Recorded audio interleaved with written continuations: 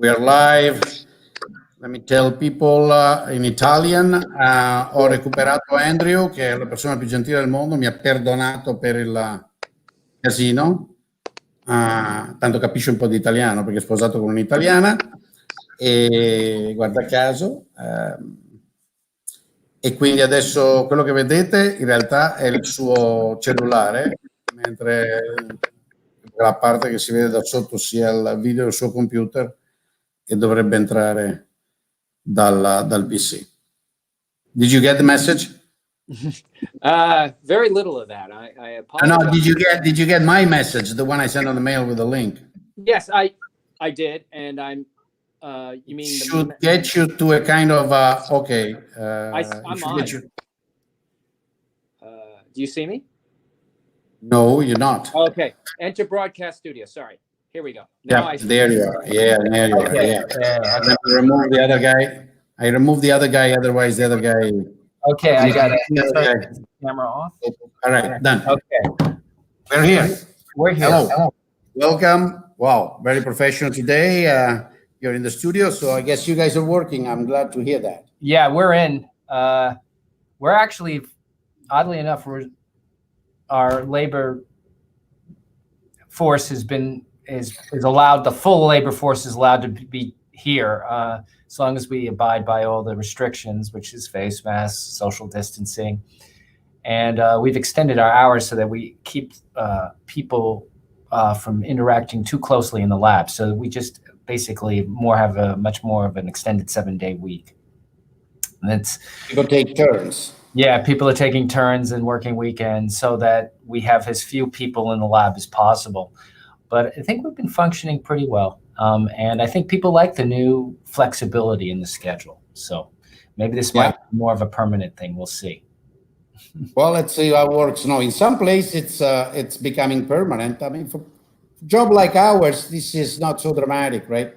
Right. We have a lot of flexibility when you feel like working, you work. And yeah, the 9 to 5 was never part of the researcher's rule. So no, and I feel like working between 7 p.m. and 2 in the morning. Why not? Right, and science is kind of not a 9 to 5 thing, and I would imagine many academic pursuits, whether it's bench work or any type of research, I think you got to have flexibility.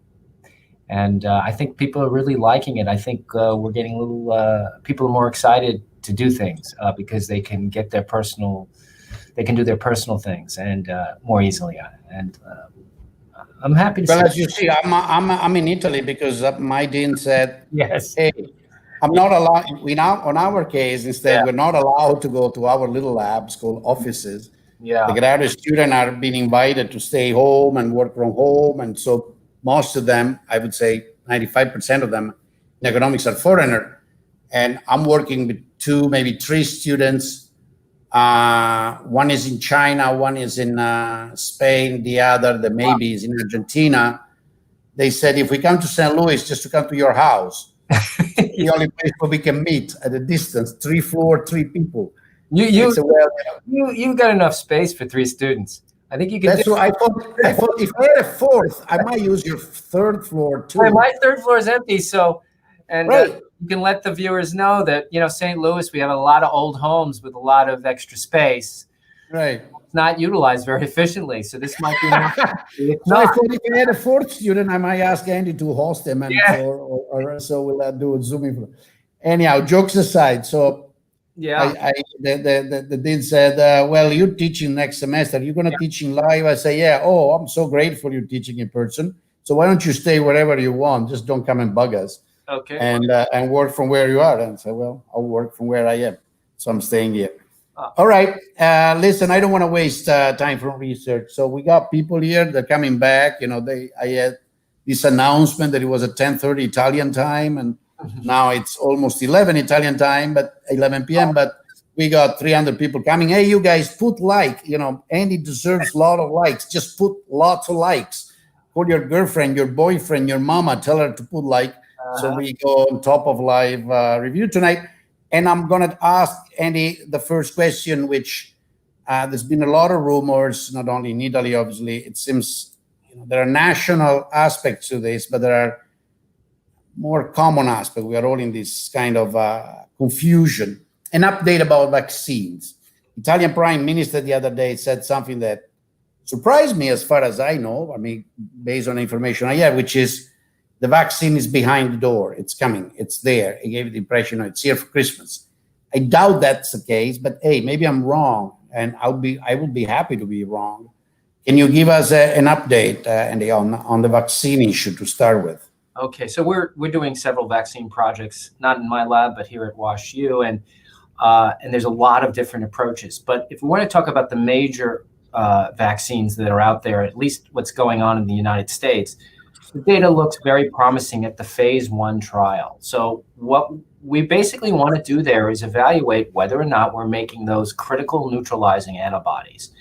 And there's been a lot of press about this. So there's two kind of major directions that they're using, two different types of ways of making these vaccines.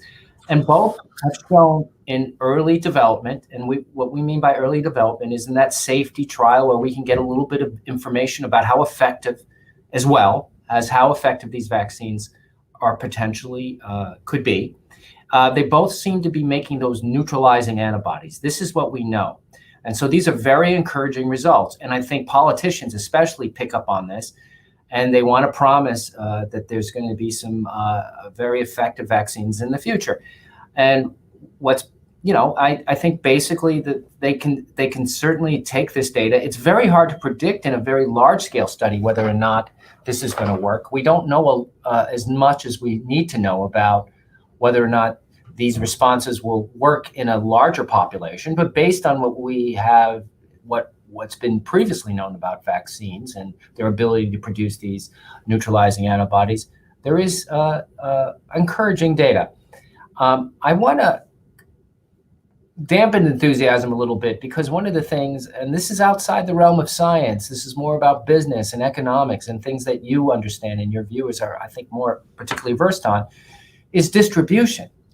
Even if we can do this, and there are two types of vaccines, one of which requires that we basically store it in liquid nitrogen in order to get it to people that need to get it. And let's take the United States, for example, where we're going to need 600 million doses of vaccine to adequately cover the population in theory, right? Basically 2 doses. You're going to have an initial dose that'll stimulate these neutralizing antibodies, and then you're probably going to need a booster because we don't know whether or not this immunity is long lasting. So that's the other thing. But the politicians, I guess, or the policymakers are right in saying that the data looks so far encouraging. So, but you've not, yeah, I know, but everybody says that. Andy, let me do let me do, sir. Let me rephrase my question. I may not have been clear with you. I apologize. I do understand that you don't want to have a date, but let's give confidence. Okay. So when do you think it could be the earliest announcement that says phase 3 for listeners? Phase 3 is the last stage of the testing procedure. It's in some sense the most important one, if you want, but it's certainly the longest and the one that involves more people. So when do you think somebody would say phase 3 is finished, we're fine, at this point we're ready to roll and produce? Okay, so then we'll add production distribution. So I know no more. I don't know anything more than anybody else, but it is clear that they are well underway, the phase 2-3 trials. And the way they're evaluating responses in those trials suggests that they could have some interesting announcements even in the next few weeks. We'll see. So that could be as little as a month. Now, nobody's guaranteeing that, but because there's such extreme pressure, and I want to preface this by saying I'm no expert on policy, but it's clear that the people that are producing these vaccines have been clear about this. They're not going to make any pronouncements until the data is ready and that they're confident in their results. And so it may be considerably longer, but people have not been that clear about the guidelines.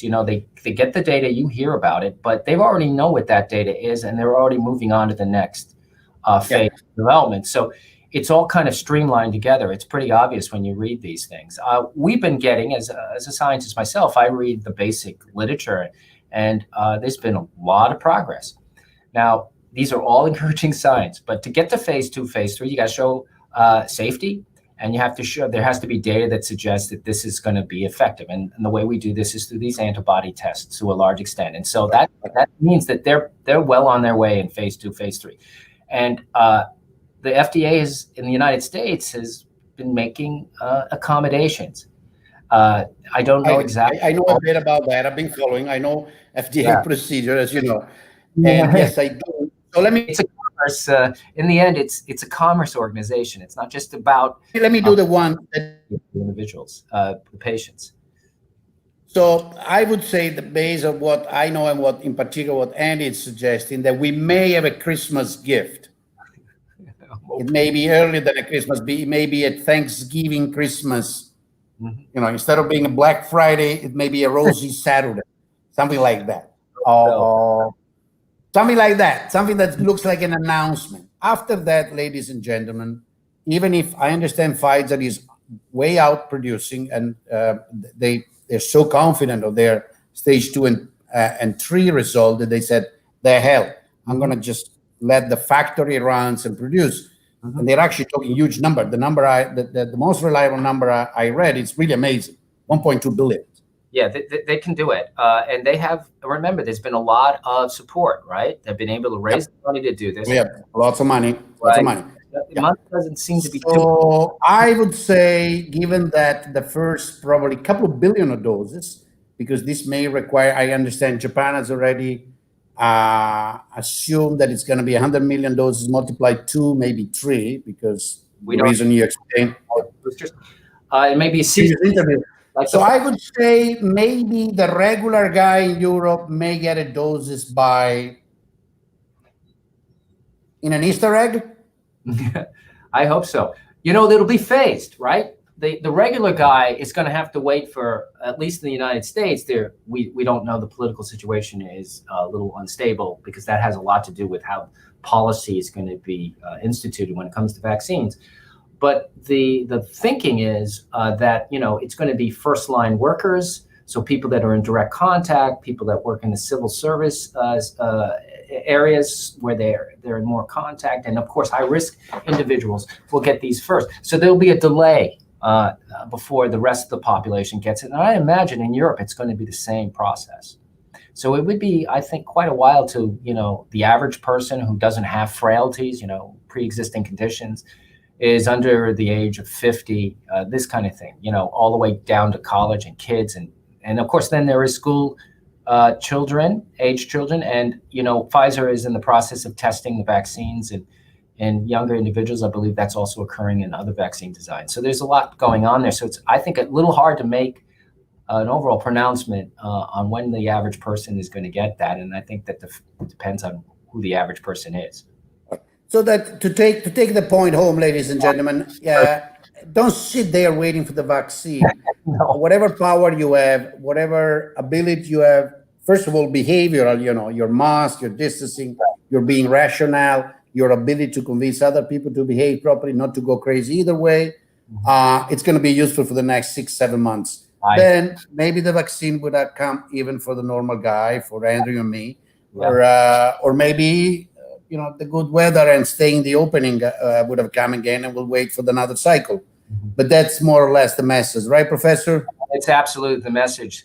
You gotta play it safe, which means exactly what you said. Keep yourself away from large crowds. Wear a mask when you're with individuals, and wash your hands. You know, high risk behavior has been shown to increase your risk, and I think that's the most effective way to deal with this crisis. It is largely within your control, especially if you have those type of jobs where you don't necessarily have to interact with people. We're talking about curtailing social situations, and I know there's fatigue with that. We certainly see that in the United States. But I think if you want to play it safe, and remember also, you're not just protecting yourself, you're protecting other people. And I think that that's a message that needs to get out there. I mean, it's obvious. By wearing a mask, you're really protecting other vulnerable people that you do not know. And so it's important, I think, to think of it that way. In fact, and I mean, I have been doing things with you, with other colleagues in Italian and English since this thing started back, January this year. And this, I have to say, if there is a channel where, at least in this little YouTube community, but also Korean TV, we've been obsessively repeating, most of it depends on your behavior. Most of it doesn't depend on some, super duper policy action, some miracle, some general law. It has to do with your rationality, the mask, the washing the hands, the not staying in closed space with lots of people for more than 5 minutes, open up the windows, kind of, one would say the obvious, right? It sounds like the obvious, but hey. It's behavior. It's behavior. It's behavior. And so let me ask you another question that it's also quite of interest around here, just to do with the seasonality and the factors affecting it. So I guess, I remember a conversation with you back at the beginning when we were exchanging message and other colleagues. There was this evidence, even at the time it was only in China, or people were eluded that it was only in China, say February 2020. The one looked at the gradient of infection in China and the way it spread out from Hubei province. And anybody that knew China, Southeast Asia could see quite clearly that temperature, staying outside, humidity had an impact. Some people ran regression, blah, blah, blah. Now, many people said, "Oh, you're stupid. You're not a virologist. This, what do you know? Shut up. You're just an economist. You're just running regression."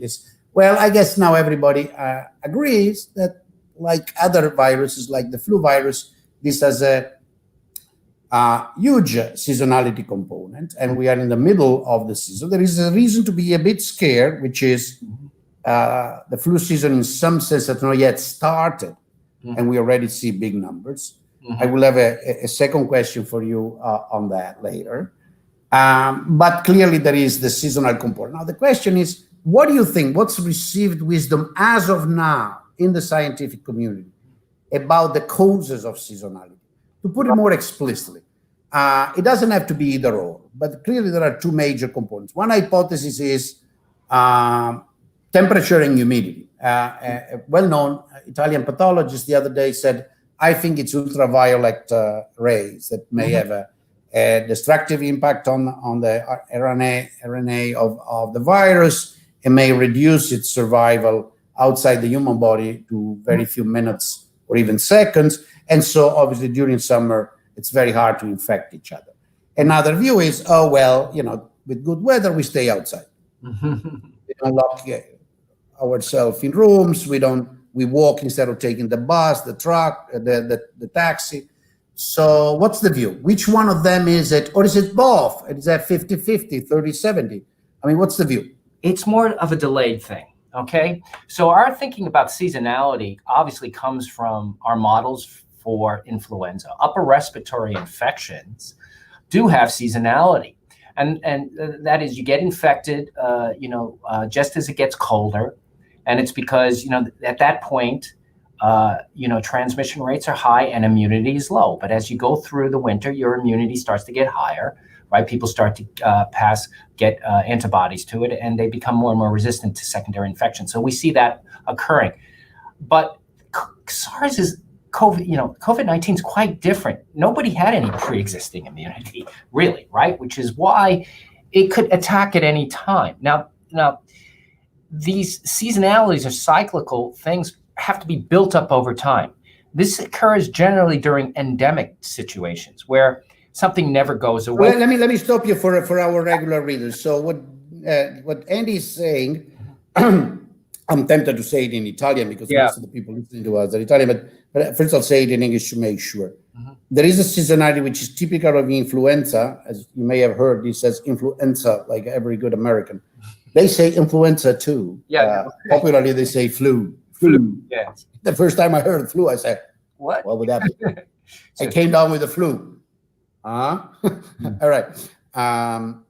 but that has a component which has to do with adaptation of virus to human, human to virus, in the sense it has to do with the way in which our immune system react. That's right. So let me be.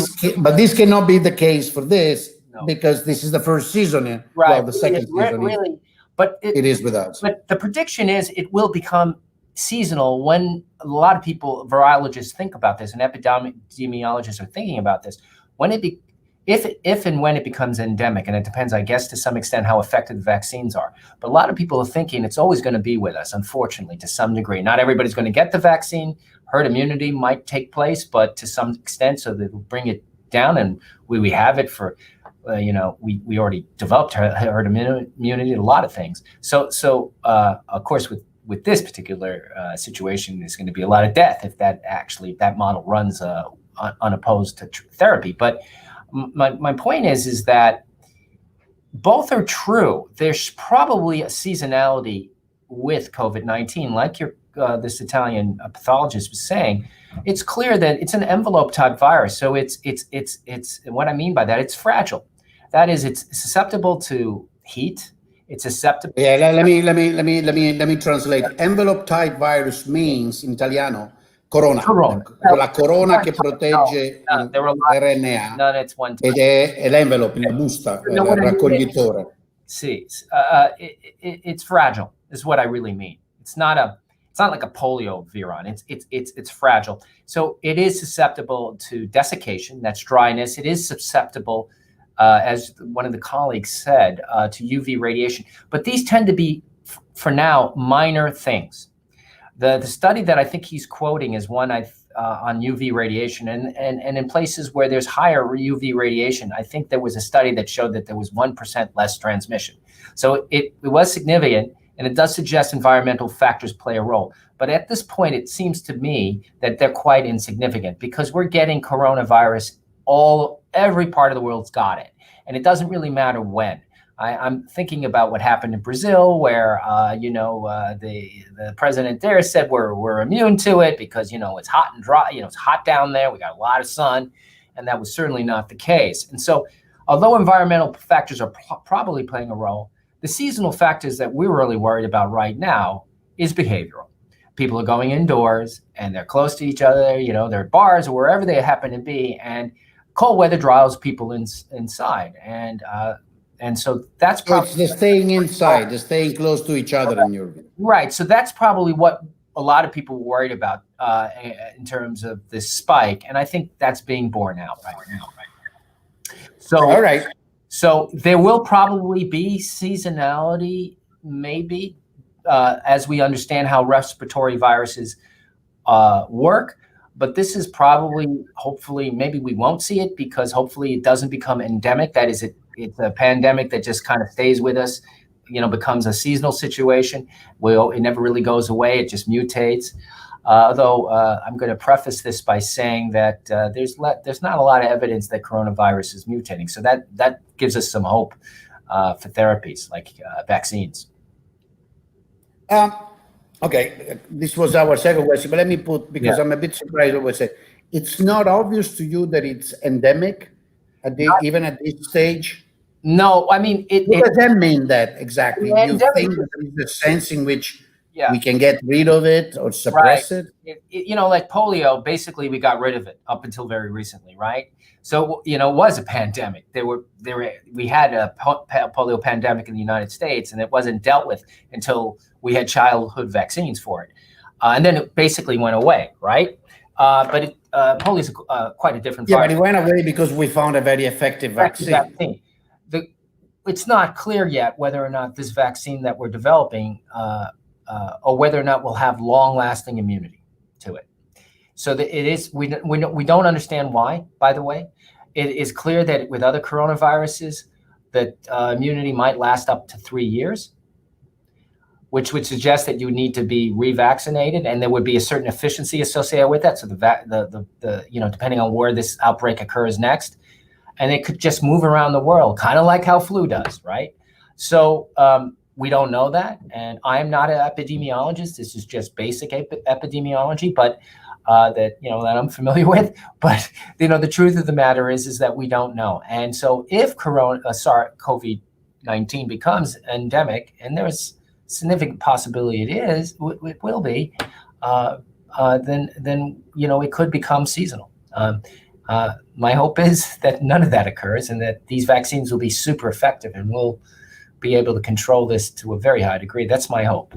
All right. So, but to summarize, if the vaccine that you guys are working and people are working around the world have, with respect to COVID, the same degree of effectiveness that the flu vaccine have, the endemic nature is unavoidable.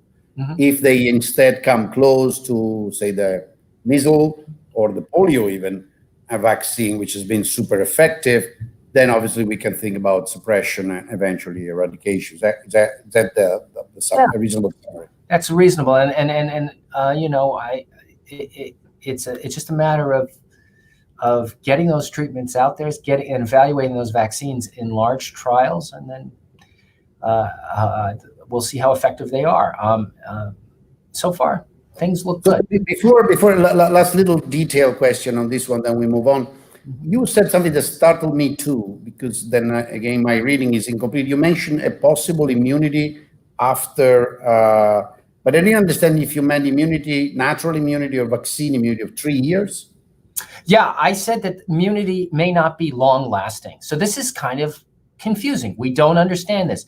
Generally, for example, your body remembers what it's been attacked with, right? This is kind of the beauty of our immune system. But there are situations where you can develop immunity and then get reinfected from the same pathogen. In this case, there is good evidence this is happening with people who get COVID-19. We don't know if this is some sort of genetic inborn defect in the immune system, or it is something to do with the virus pathobiology. We don't know that. That's a very hot area of research. I suspect we'll get insight into this. It is known that, for example, kids can get reinfected with coronavirus, so it's possible that they can. But then, when you think about this, it depends on how you respond, right? So kids seem to do quite well. Vast majority of them do quite well. They can fight this. We're starting to understand a little bit more why maybe that's the case. But yeah, this is right in your field. Go on that why. Go on that why, Andy. What? You said the kids are reacting a lot better, and we're starting to understand why. It may be that the kids don't over respond to it. So, like we talked about this in our last conversation, that there is a certain significant portion of people, and this tends to be as you get older, especially as you get over 70, that there seems to be an over response to the virus. So your immune system fights it so violently that it damages your own tissues. We see a lot of evidence of that in the blood. We have these biomarkers, and we can see this. And it's certainly evident in the way people end up needing all sorts of respiratory support.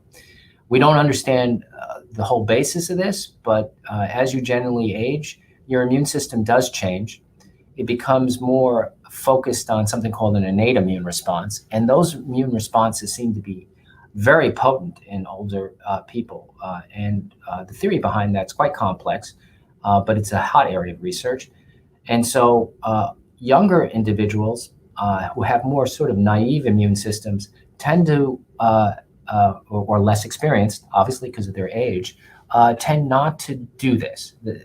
So it's interesting to understand that, and perhaps we can interfere with drugs that will be based on those differences. Maybe make the old people like me look more like when he was younger and he was Michelino. There's one thing that's striking in older people. They have, especially, they seem to have less naive T lymphocytes, and these T lymphocytes are key to making good immune responses against viruses. You need them, and you simply have to them as you get older. And two quick questions. Somebody asked us about the Russian vaccine. Sorry? Quick one. The Russian Somebody asked about the Russian vaccine. Yeah, so, the data on that isn't really being readily shared. So I can't really comment on it. They haven't released a lot of data on how it works or the specific designs. So I really don't feel comfortable commenting on it. We However, don't know. the way they went about approving it makes us a little bit suspicious about its efficacy.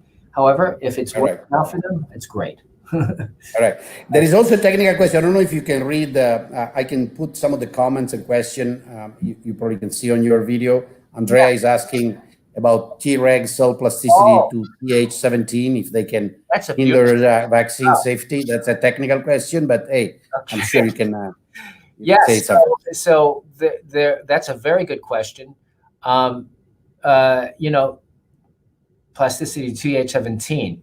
So that's a very good question. And so does Andrea, is he saying, I'm going to ask him a little bit more specific question. Does he think that they can convert to TH17 cells, which I think that's what he means. And that would be a very interesting thing. I don't know if there's a lot of evidence on that. I haven't actually come across that. It's possible during pathogenic conditions, what he's referring to is a cell that kind of dampens your immune response. But during a pathogenic insult, especially during chronic inflammation, this particular regulatory cell, this anti-inflammatory cell, can transform into this more pathogenic cell. And well, I'm not sure what he actually meant. We'll see. Maybe Andrea is online and he will come back and specify. My reading of his question was actually that he thought the opposite. That is, that it could actually damage, reduce the vaccine effect. But let's see. Let's see if he wants to. Let's move on. It's an interesting hypothesis. Right.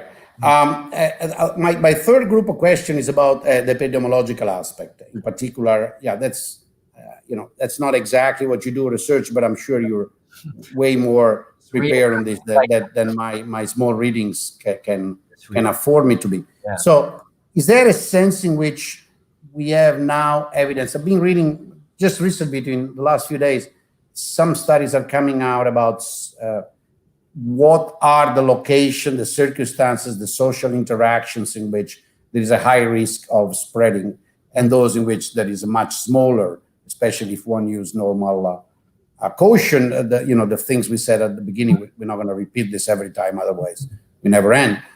Is there any evidence of that? There is a sense in which we can say, okay, these type of activity are very high risk. These other instead are not. I mean, there are some obvious one. Walking alone in the woods certainly is not very risky. Right. Having sex with 300 people in a closed room, 10 by 10, no mask. That would be a risk. Yeah. It's probably risky. Okay, then let's take away those tales that are obvious to normal human beings. More, say restaurants versus buses, family gatherings, staying at home. The evening at home, they start at 7 and ends at 12 when everybody goes to bed. What's riskier? Is there anything that we can do a ranking of that? Because at the end, when politicians or in general, people that have to take responsibility, take decision, you would expect them to do it, on the basis of some evidence of this type. This is very risky. This is less, and so on and so forth. I guess you got my question. Yeah, I do, but it's so complex to answer that question, right? Because you have to know the number of potentially infected individuals that enter that space. You'd have to know what their average distances are. You'd have to know things like what the ventilation is in that area. And those are very complicated. And so you would have to average those out. You'd have to have a prototypical situation for each one. And that might not apply for the general population. It may not even apply, when I mean general, it may not even apply, you go to a different region, you have a different situation. And so I don't know how to answer that. I do know this, and I'm going to divert this question. We need better testing, rapid testing, so that we can rapidly assess. So for example, if we had and this is possible, it's getting there. If we had a test that could confirm whether or not you've either been exposed, which would be an antibody test, or if you're an active carrier, an antigen test, or a PCR-based test, we're rapid enough, we could screen individuals before they enter those situations, that it's especially the ones that we're talking about in closed situations, as opposed to walking down the street. That's so random, right? And getting enough viral particles that you happen to just get hit with a cloud of viral particles coming out of an individual. I often think about it when I go for a run in the park. I bring my mask, but I have to be honest with you, it's very hard to get it on and off. You got to breathe, right? And my mask gets. I think you and I are on the same length. I just give people a wide berth. It also makes you exercise harder. So, if you. Well, as you know, because of my hip, I don't run anymore. Yeah, that's a big loss I've had. I bike, so I go even faster. Yeah, and I think you might be, as long as you're not in the headwind of a bunch of viral particles, you'll be fine. Surgical masks. I bike slower than anybody else, or faster. I don't remember either one. But anyhow, I never have anybody close to me. No, I think it's so complicated. You'd have to normalize these situations to such a degree. I don't know if that information would be useful. By the way, Andrea came back and he specified that, I guess my reading of his question is the one he had in mind. There is a specification there. He says that a vaccine could trigger off the excessive conversion of a T regulatories into inflammatory T cells, provided the T cells are linked to energetic level of mitochondria. Now, mitochondria, Andrea, mitochondria is Andy Kingdom. Listen, so, that's a good point. So vaccines are supposed to generate immune responses. That means you got to decouple that regulatory T cell. And it's interesting. The vaccines are designed to have adjuvants associated with them. That is, they create a small inflammatory response. That inflammatory response is supposed to decouple your Tregs. It's supposed to actually halt their suppressive activity, allowing these effector cells, these ones that actually generate the immune response against the virus, to actually expand and to eventually control the production of antibodies that are directed against the virus. What he's probably asking about is the energetics, which I think are not known. They're just not known. I think that Treg metabolism is a very hot area. There's many people working on this, and what is known about it, or at least what's been described about it, is that, yes, there are large metabolic changes within regulatory T cells that allow these things to happen. Suppression is dependent on functioning mitochondria. That's been absolutely shown. That is absolutely, you can have that's been. By the way, there's something I took, and not that I doubted that, but I took from the previous conversation with Andy, so let me actually repeat it in Italian. Your metabolism is important. Run, exercise, get slim, get fit, get rid of the fat. That's Eat right. well, but also exercise. L'ho detto in inglese, lo dico in italiano, perdonami, and forgive me, Andy, I say it in Italian because some people are asking for clarification because of their English. Fare esercizio, stare in salute, essere magri, insomma non obesi, non sovrappeso, far sì che il nostro sistema metabolico funzioni è estremamente utile. Andy su questo è uno specialista, l'ha ripetuto 1000 volte. Quelli che chiedono se può rimanere in aria, Andy ha detto certo può rimanere in aria, ma se sei a passeggio e non ti fermi proprio a darti baci in bocca con la gente, non c'è niente. Quando lui va a correre ha detto sì, vi porto la maschera quando corre a Forest Park, I suppose it's Forest Park where you go running, ci viviamo vicini, ma poi alla fine la maschera non me la metto, se incontro qualcuno cerco di passarlo veloce, se no mi allargo in bicicletta, poi abbiamo scherzato sul fatto che io non corro più e lui corre, io vado in bicicletta, e quindi sì, il problema vero è di nuovo il contatto ravvicinato per un periodo prolungato, 3, 5, 10, 12 minuti, mezz'ora, e avvicinanza. All right, great. Let me see if there is there is more. Well, I guess we did that. The serological test. This is an interesting question, and it's growing. It's linked to the Great Barrington and discussion. I think there's a lot of. One night, if you have time, we may want to bring a epidemiology friend together and try to give a little lecture to make people understand what the herd immunity is. It's multidimensional, fast. In fact, it's a continuous thing, and it's not this either magical or criminal 0-1 thing. But let's not do it tonight. It requires a little bit of time. But one thing is relevant for that, which is there's a big debate in Europe. In Italy in particular, it has been caused by this thing. Let me tell you what. ISTA, the Italian Statistical Institute, carried out a serological prevalence test. Sometime between June and July, published the data early in August. So let's say this was after a few months after the big first wave in Italy that went, say, February, April, early May. Okay, in May, there was a huge decay in infection, positive infection testing. The serological test came back with a result that people found strange, in the sense that regional distribution made sense. The peak was in Lombardy, blah, blah, blah. But the national average was low, about 2.5%. Some region like Veneto, which was the epicenter, even if it did enormously better by any dimension than Lombardy, very low, was 1.9, so below national average. Obviously, South was very low, all below 1%. Some region were 0.3. People said, well, those numbers are very small. Doesn't make sense. Other data coming from Sweden and so on are very small. So the question is, how much trust can we put in these tests? How large is their type 1 and type 2 error in particular? Well, that's a great question. And I kind of alluded to this before. So the tests themselves have gotten much better. So there were a lot of these serological tests, and I'm not sure if it's an antigen-based or it's an antigen-based test. I don't know what type they use. But my point, though, is that there is some evidence that maybe what you're seeing in some of these immunological or serological evaluations is the waning immune response. There is evidence that there's a peak immune response. You start making a lot of antibodies. You have two types of antibodies. You have this thing called IgM and then IgG, and they follow each other. You get an IgM response, goes up and goes down. If they were using an IgM-based test, they're going to miss a lot of people. It's rapid, but you're going to miss a lot of people because they're going to have this high peak and then it's going to drop. And it might drop below the sensitivity range of that test. Then you have this other type of immunoglobulin called IgG, and this is a more specific, but it's got higher sensitivity. It binds the virus. It's going to generally bind to the virus a little better than the IgM because it's fitted.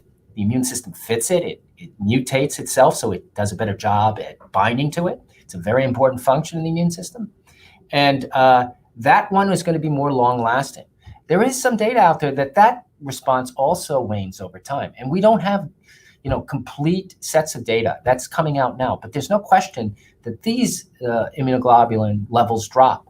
And they could drop below detection within those tests. And so you may be missing, this may be due to the fact you're missing people that have been exposed because they simply don't have those immunoglobulin levels high enough, even though they may have been exposed. And the reason I say that is in New York City, you're probably aware of this, the governor reported that it was nearly 20% of the people they randomly tested, and I don't know what the method they used was, but that were positive for this thing.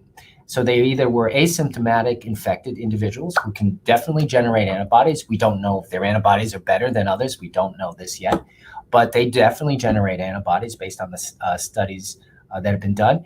And, again, these antibodies go up and they go down.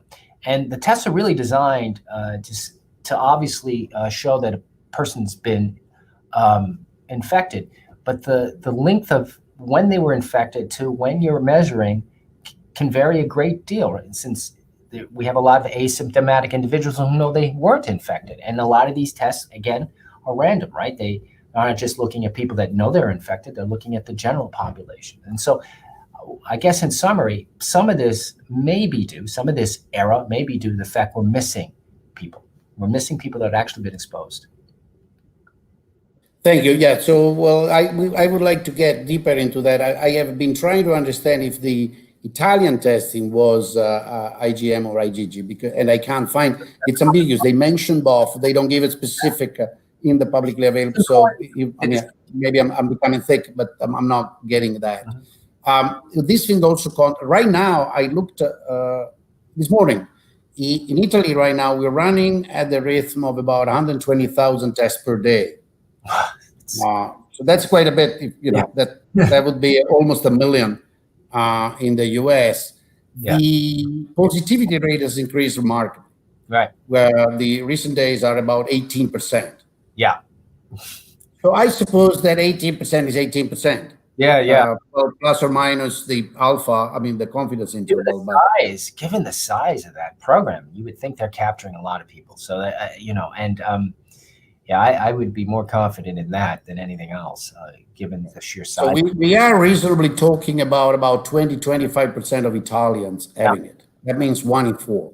Yeah. And I have to say that while during the first wave, this is obviously totally anecdotal, but I know a lot of people, and and people know that I'm interested in this, and so they would tend to tell me that, as they do. And I had one case in my vast circle of acquaintances that had it the first time. Right now, I've probably 10. right. I mean, my painter, the guy painting the new apartment called this morning and said, "When did we see each other last time?" I said, "Tuesday morning." I said, "Oh, good, because I think I got it Tuesday night at a dinner, and I'm testing myself. But 2 people at the dinner just showed up positive, and I was afraid to have infected you." And so he actually called back later and said, "No, right now they are not giving me a result, so I will know tomorrow." But yeah, it seems to me that it's spreading much faster. Do you believe that? Let me try a very ascientific question, but like the man on the street. Okay. Would that be a possibility, or a reasonable, sound possibility, that if you really are asymptomatic and you have very little apparent reaction, your immune system is reacting very mildly, and therefore you may not show positivity exposed to a serological test, or not? No, I Or don't. is anybody producing the same? No, I don't think. First of all, I don't know of any data that suggests that, and also, it's hard to say with 100% certainty. I'm gonna tell you this, but if you've been exposed, and this is a very infectious virus that gets in your upper respiratory, in your upper respiratory tract, your immune system's very geared to deal with this. Your immune system is all about protecting that mucosal barrier because it's always exposed to the external environment. So you've evolved, or mammals have evolved to protect this space. And so the immune system has to do this in a delicate but very quick and efficient way. It remembers, it does its best. It's evolved to respond to it by making antibodies, to making immune cells that can come and attack infected cells. And so the question is how does it do it? I mean, the analogy might be, you have a heavyweight boxer, coming in there and just smashing everything apart, as opposed to a ballet dancer just kind of twirling in there and opening up spaces and poking in to take a look and to separate cells. So a very delicate way to do that, and then to find those infected cells. It seems like there's a spectrum of responses.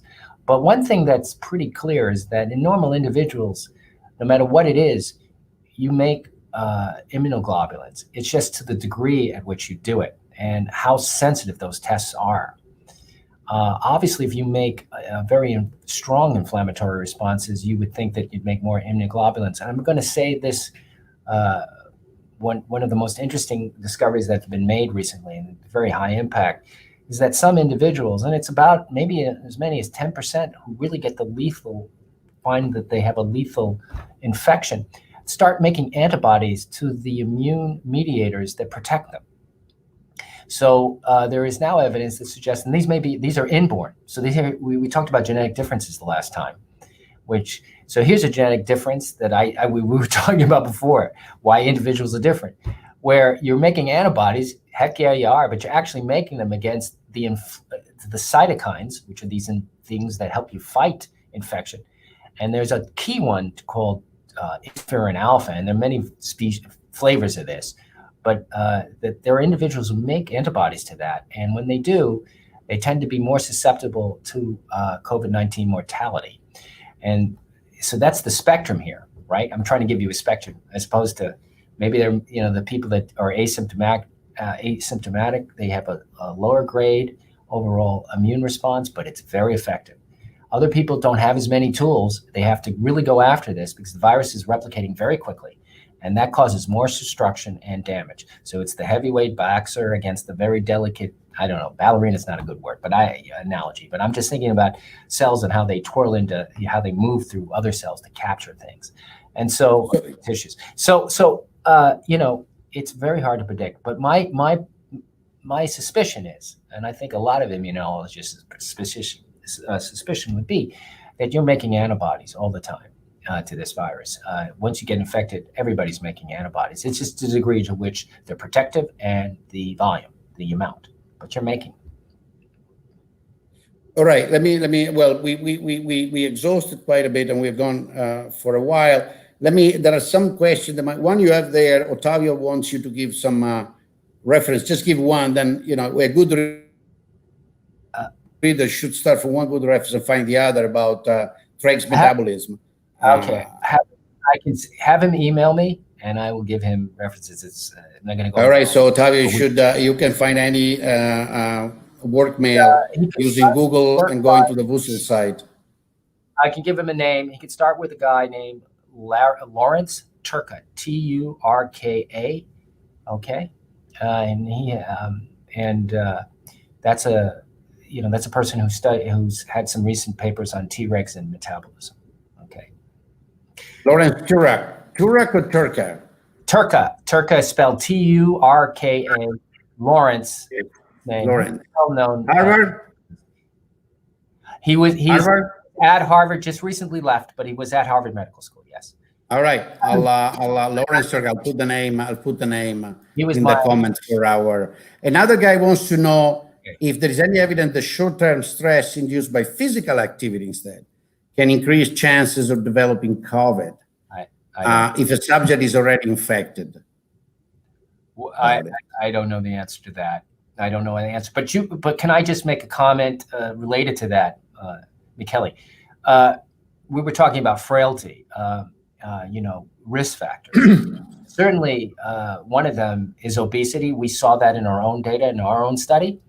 And, diseases associated with sedentary lifestyle, like diabetes, for example, so those things really do make it more risk because they're already, and we don't know the direct link, but you already have some chronic inflammation going on in your body, and they are associated with age.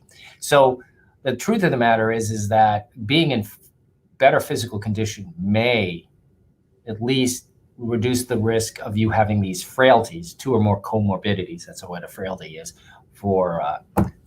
that makes you at more risk for getting COVID-19. So being in good physical condition. However, I want to preface this also by saying that people who are in good physical condition have died from this virus. And so, it lowers your risk, but it's not a complete guarantee that you would survive it. No. It's a doctor after all. They like to have 100% certainty. Yeah. Then he forgets about being a doctor when he trades on the market. Oh, but I shouldn't say that. Statistics doesn't give you that. So a reader wants you to clarify. One of the listeners wants you to clarify that we're going to go down and let Andy go back to science. Well, this is science too, but future science, creating science. Wants to know what's the delay time essentially between. This is the fact that you show how positive to a serological test, evidence that you're not infected in that moment, that you don't have the virus still working on you. Obviously not. It seems that there is a delay time, right? You may not have any evidence of viral replication. So you may not see this RNA that's associated with viral replication. But what I would say is that, the immunoglobulin test does tell you you've been exposed. It's relatively accurate. There are a lot of different types, and I can't comment on each one, but they do tell you you've been exposed. And there's less and less evidence that we're seeing cross reactions with other types of coronaviruses. That was a concern quite a few months ago. It is not now.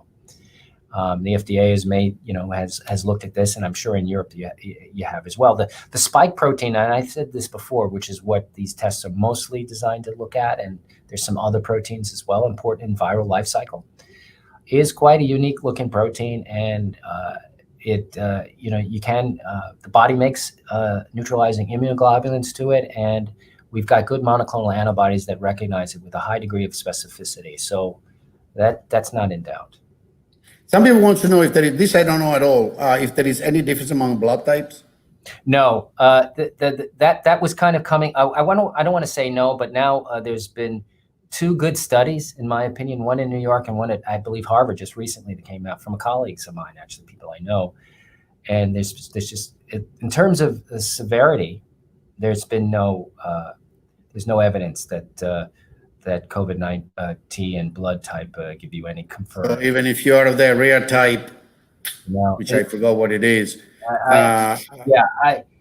So I mean, so far, Keep your mask. there's a pretty large one out of New York that suggests that isn't the case. Now, again, there'll probably be more.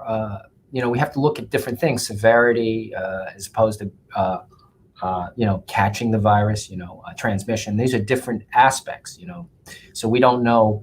I'm talking about severity, which I think is more important in this case. All right. There are a lot of other questions. Some of them we already answered, so I'm afraid people that came in late will have to listen to that. People keep asking how long will the immune response, that is the immunity post, last. As we said, we're not sure. Well, we know it lasts a bunch of months, but we don't know. The upper bound. No. And we'll see about vaccine. They're working hard to make them lasting as long as possible. Some people wants to know, but I know the answer to that. If there is any evidence of effects on the central nervous system, yes, there is, because of the smell and thing. But the question is lasting or relevant or damaging effect on the central nervous system. Is there? This is a great question, Michele. Michele, it's a great question. So there's certainly sequelae, secondary effects. That's what we kind of call it, following the infection, and there seems to be evidence of all sorts of things, especially people have been talking about taste and other neurogenic effects, haziness, all these kind of things, and we don't know what the long-term consequences are. Is this because of if it's directly caused by the virus? We haven't had long-term yet. But one of the things we need to do, and this is being done right now, and I haven't seen the data, but I know the studies are going on because I've seen abstracts, where autopsies will be very important here. So what's got to be done, and it's being done, is that we're going to do, obviously people die, so we're going to look to see where the virus actually is. Is it in the brain? There is evidence it is, but where is it in the brain? Is it affecting the peripheral nerves that control some of the autonomic and sympathetic functions? That's what's going to be worked out. And the receptor for the virus is, relatively widely expressed, but it's highly expressed in the vascular endothelium, so that we know it definitely affects there. And so that's probably why, for example, we see these cardiac events associated with and it's also expressed in the kidneys, of course, where it's a receptor associated with controlling blood pressure. So it's also there. And so we definitely see pathology in the kidneys. So, but the question is, what are the long-term effects? And so the only way we're going to know that, unfortunately, is through autopsy.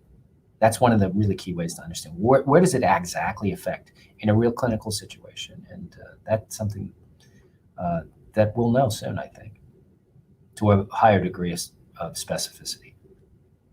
All right. Well, I guess time to say thank you. Big thanks to Andy. Round of applause. If you want to say some few words. Well, you can't hear the round of applause, so I'll do it myself on behalf of the thousands that good question will be listening.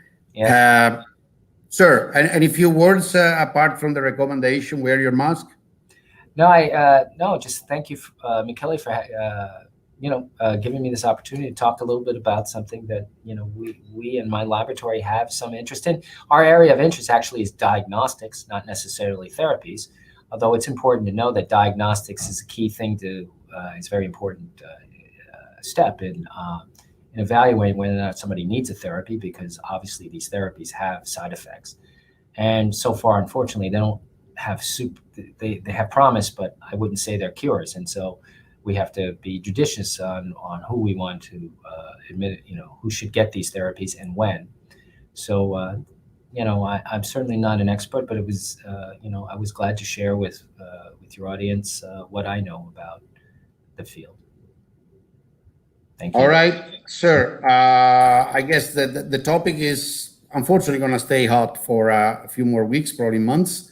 And I guess I will have to bug you again before my coming back to St. Louis. Okay. Maybe before Thanksgiving. Maybe before Thanksgiving, we can say something about that. I would, maybe once there's a vaccine announcement, we could talk about. Right. Yeah, we can talk about that. Right. Once we get either the vaccine announced or very, very close. Okay. Andy, thanks a lot. Have a nice. Thank you, buddy. Good night. Good seeing you. Thank you. Thank you for your time. Take care. Good night. All right. Grazie a tutti, spero si sia capito. Alcuni hanno chiesto la traduzione simultanea con i sottotitoli. Quando diventeremo milionari metteremo qualcuno a farla, ma dovete scusarci. Vabbè, abbiamo recuperato l'errore che avevo fatto prima. Andy è stato gentilissimo, anche se era arrivato in lab ha detto vabbè, rimando e facciamo adesso, e quindi fate girare. Mi sembrano parole pacate, serie, come vedete. Quando si ragiona tranquillamente con uno scienziato che non ha bisogno di farsi pubblicità e non ha bisogno di farsi notare, di entrare nelle polemiche, le cose hanno la loro dimensione, no? Né troppo da un lato, né troppo dall'altro. E la raccomandazione, io direi che Andy continua a ripetere, ma come tanti, quelli che fanno ricerche e parlano di libertà, dipende soprattutto dagli individui, dal loro comportamento razionale, socialmente responsabile e né fare i cretini né farsi prendere dal panico. È fondamentalmente behavioral, cioè comportamentale, e quindi regoliamoci di conseguenza. Un grazie a tutti, di nuovo mettete like, fate girare e ciao ciao. Turca, basta che andiate sul suo sito web, l'ho visto anch'io, c'è di tutto. Arrivederci, ciao ciao.